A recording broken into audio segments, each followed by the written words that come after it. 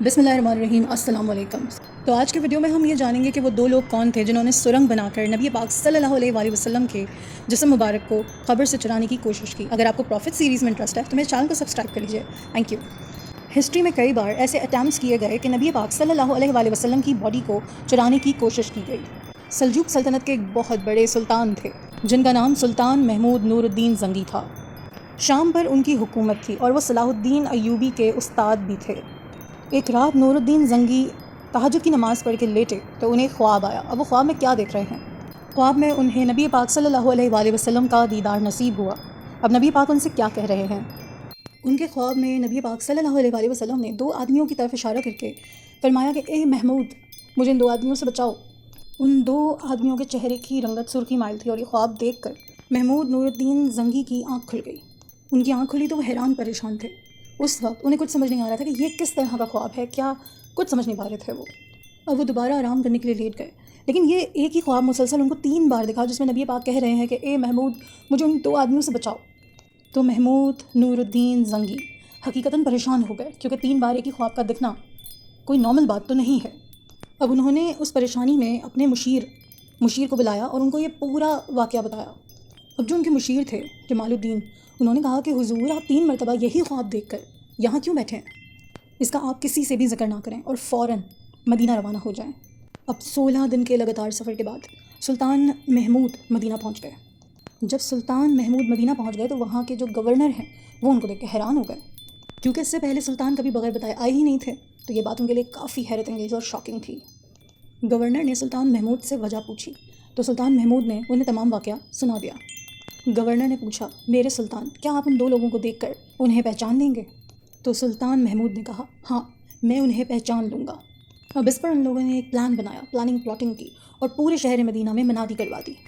दरअसल इस प्लान का मकसद ये था कि पहले ये बताती हूँ कि प्लान क्या था। प्लान ये था कि उन्होंने ऐलान करवा दिया कि सुल्तान महमूद हमारे शहर में आए हैं, वो लोगों को खाना पीना, तोहफ़े, तोहफ़, ख़जाना, ये तमाम चीज़ों में डिस्ट्रीब्यूट करना चाहते हैं। तो तमाम लोग हमारी बताई हुई जगह पर जमा हो जाएं और सुल्तान उनको इन चीज़ों से नवाजेंगे। तो प्लान का जो मकसद था वो ये था कि मदीना मनव्वरा में अगर वो दो लोग भी मौजूद हैं जो कि सुरंग बना के हमारे नबी पाक सल्लल्लाहु अलैहि वसल्लम के जस्दे खाकी या उनके जिस्म मुबारक को जो है वो निकालना चाह रहे हैं, वो भी मौजूद हैं, तो वो भी ज़रूर आएंगे। और अगर वो आएंगे तो सुल्तान महमूद उनको पहचान लेंगे। अब जब ये ऐलान हुआ तो लोग जो है वो मदीना मुनव्वरा शहर में जितने भी लोग थे वो सब इकट्ठा हो गए, क्योंकि उन्हें सुल्तान की जो नवाज़िशात थी वो चाहिए थी। अब लोग बारी बारी आते गए, सुल्तान के हुजूर पेश होते गए, तोहफ़े तोहफ़ वसूल करते गए और ऐसा हुआ कि तकरीबन सारे ही लोग सुल्तान से मिलकर चले गए। मगर वो दो आदमी जिनकी वजह से ये सारा प्लान बनाया गया था वो नहीं आए, वो उन लोगों के मजमे में थे ही नहीं। तो सुल्तान ने गवर्नर से पूछा कि मदीना मुनव्वरा में रहने वाले तमाम लोग यहाँ मौजूद थे? जो लोग मुझसे मुलाकात करके गए, क्या वो कुल तादाद तमाम जितने लोग रहते हैं वो सभी थे?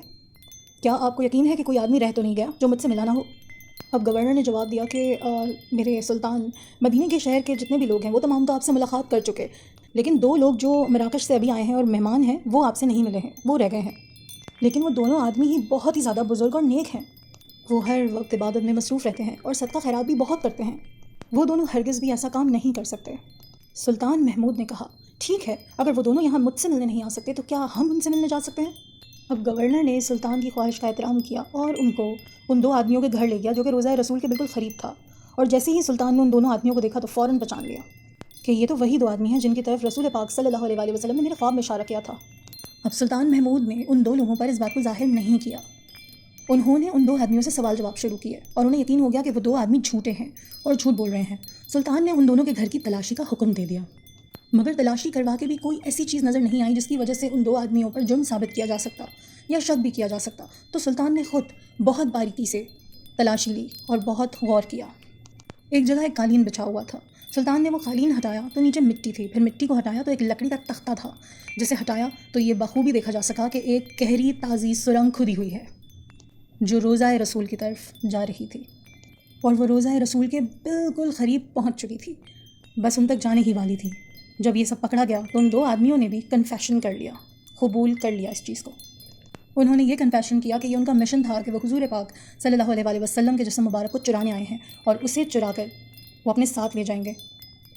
वो ईसाई थे और हुजूर पाक सल्लल्लाहु अलैहि वसल्लम के जिस्म को चुरा कर रोम ले जाना चाहते थे। सुल्तान महमूद नूरुद्दीन के हुक्म पर उन दोनों को मौत की सज़ा दी गई। उनको सज़ा तो हो गई, मगर सुल्तान ने सोचा कि अगर आज ये चीज़ किसी ने अटैम्प्ट की है تو دوبارہ بھی یہ کام کر سکتا ہے۔ سلطان نے حکم دیا کہ روضہ رسول کے چاروں اور گہری خندق کھودی جائے، یعنی کہ زمین میں گہری طرح سے گڈھوں کی شکل میں زمین کو چاروں طرف سے کھودا جائے، اسے خندق کہتے ہیں۔ اور اس خندق کو کھدوانے کے بعد اس میں پگھلا ہوا سیسا ڈال دیا گیا تاکہ کل کو کوئی اور اپنے ناپاک مشن لے کر حضور پاک کے روضے تک نہ پہنچ سکے اور یہ دوبارہ سے اٹیمپٹ نہ کیا جائے۔ اور اس طرح اللہ نے اپنا وعدہ پورا کیا، جیسے کہ اللہ تعالیٰ قرآن پاک میں ارشاد فرماتے ہیں، واللہ یعصمک من الناس، اے محمد صلی اللہ علیہ وآلہ وسلم، اللہ لوگوں سے آپ کی حفاظت فرمائے گا۔ سو اللہ نے اپنا وعدہ پورا کیا۔ بے شک اللہ سے زیادہ سچا وعدہ کرنے والا کون ہے، اور کون ہے جو اتنا زبردست حافظ ہو، اس کی حفاظت سے زیادہ بہترین حفاظت پروٹیکشن کون کر سکتا ہے۔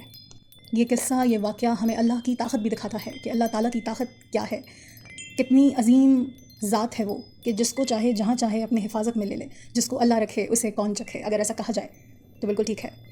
یہ بات بھی کسی معجزے سے کم نہیں کہ نبی پاک صلی اللہ علیہ وآلہ وسلم کو سلطان محمود نے خواب میں دیکھا اور یہ سب کر پائے۔ اللہ تعالیٰ نے اس ایسے ہی لکھا تھا، اور یہ تمام واقعات ہماری ایمان کو بہت تازہ کرتے ہیں۔ اللہ سے ہمیشہ اچھا گمان رکھنا چاہیے، کیونکہ جس کا گمان اللہ سے جیسا ہے اس کے لیے اللہ بالکل ویسا ہے۔ اللہ سے اس کی شان کے مطابق عظیم گمان رکھیں، پازیٹیو رہیں۔ ویڈیو اچھی لگی تو لائک کیجیے، چینل کو سبسکرائب کیجیے۔ اللہ نگہبان۔